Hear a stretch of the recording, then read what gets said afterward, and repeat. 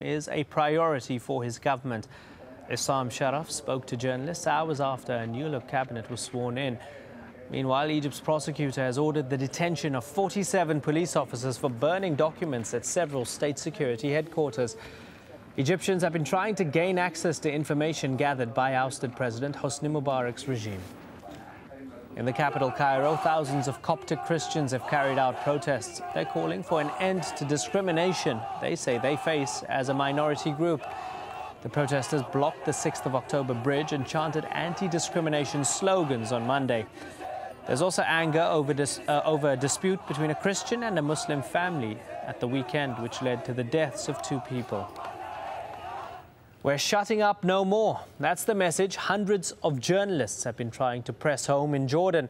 Encouraged by protests in the region, they're asking the government to stop silencing them. The Minister of Media even joined the rally himself. Nasreen Al-Shamaila has more. Stop government censorship and put an end to the meddling of Jordan's intelligence service in the media. Those were the demands made by hundreds of Jordanian journalists protesting in Amman. They say the imposed self-censorship and conservative editorial policies have only produced a pitiable and frightened local media. Every one of these journalists has a story to tell about being censored, from their filmed material being confiscated, to their TV channels shut down, to being issued travel bans. There are red lines. Journalists are not allowed to cross them in Jordan. Both internal and foreign affairs fall within these red lines. Your journalistic and personal freedoms can be impinged upon, and your material confiscated if you speak about these red lines. The government spokesperson attended the sit-in and agreed with the protesters' demands. It is impossible to achieve any kind of reforms, political or economic, unless we start by granting the media more freedoms. The intelligence service hasn't only been criticized for limiting press freedoms, but it has also been blamed for rigging several elections. That's why most Jordanians now believe that the only way forward in carrying out political reforms is by loosening the grip of the intelligence service on the nation's affairs. I think that the security establishment also should stick to its own business, which is taking care of security matters and not interfere in questions of public affairs and the media and appointing or firing journalists and editors-in-chief. The distrust of the country's intelligence service runs deep. Many Jordanians are convinced its agents blatantly rigged the 2007 parliamentary election to curb the influence of the Muslim Brotherhood. And the Jordanian intelligence's cooperation with America's CIA in Afghanistan is another controversial subject. With so many Jordanians demanding wholesale political change, it appears the future role of the country's security service could also change if their demands are met. Nasreen Al-Shamaila, AlJazeera, Amman. A corruption trial involving former French President Jacques Chirac may be referred to the country's highest court. Chirac is accused of putting ghost workers on the payroll when he was mayor of Paris. He didn't attend the opening day on Monday, but his lawyers argue that part of the investigation may be unconstitutional. The panel of judges is expected to rule whether the trial should proceed later on Tuesday. Also in France, hackers have attacked the finance ministry, stealing classified information about the country's leadership of the G20. Security agents say it was the biggest such attack against the government. Italian Prime Minister Silvio Berlusconi has undergone 4 hours of surgery to repair his jaw, which was damaged when a man threw a statuette at him in 2009. He suffered a broken nose and 2 broken teeth in the incident. In Ecuador, the president's older brother has founded his own political party. Fabrizio Correa, a conservative, says his leftist brother Rafael has lost the confidence of the people since the 2006 election.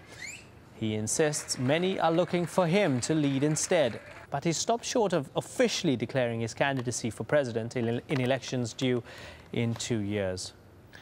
Police in the Mexican resort city of Acapulco have found 3 human heads stashed in black plastic bags. Officials say they were discovered outside a tunnel leading to the outskirts of the city. Acapulco has seen a wave of drug-related violence in recent months. There's growing concern in Argentina over an increase in domestic violence against women. Last year, 261 women were killed by their partners or former partners, significantly more than in previous years. And there's been a rise in the numbers of women being burned to death. Teresa Bow reports. It's been 7 months since AlJazeera's daughter Fatima lost her life. She was 24 years old and pregnant. Her mother says she died after her boyfriend set her on fire. He said that she was cleaning SED with alcohol, but that is not true. Her whole body was filled with alcohol. She was in the hospital for 5 days before she died. I'm still waiting for justice. Fatima's boyfriend was never detained by the police or even interrogated.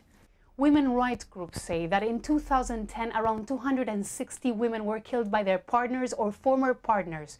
Many were stabbed, beaten, shot, and some were set on fire, just like Elsa's daughter, Fatima. So far in 2011, at least 7 women have been set on fire. 4 of them died. Analysts blame a copycat effect that began after a famous musician allegedly sprayed his wife with alcohol and set her on fire. He later claimed that she burned herself while using alcohol to clean a CD. Since then, the same excuse has been used by other men believed to have burned their partners. Domestic violence hotlines have received dozens of calls lately from women whose partners say threaten to burn them alive. Estos varones agresores tienen esta sensación de impunidad. There is a certain impunity when setting someone on fire. The police delay the investigation until the victim can give a statement. The problem is that in most of the cases, she can never do it because of her condition. This gives time to the aggressor to clean up all the evidence in the place where the incident occurred. Even though Argentina has passed laws that target physical violence, implementing them continues to be a problem. For perpetrators of domestic abuse, impunity remains, and that is one of the reasons why AlJazeera continues to fight for justice. Teresa Bow, AlJazeera, Buenos Aires. Charlie Sheen, the highest paid actor on US television, has been fired from his comedy show 2.5 Men. The actor broadcast his own online show called Sheen's Corner on Saturday. Warner Brothers TV said the termination was effective immediately. He was recently given a series of interviews insulting the program's producer.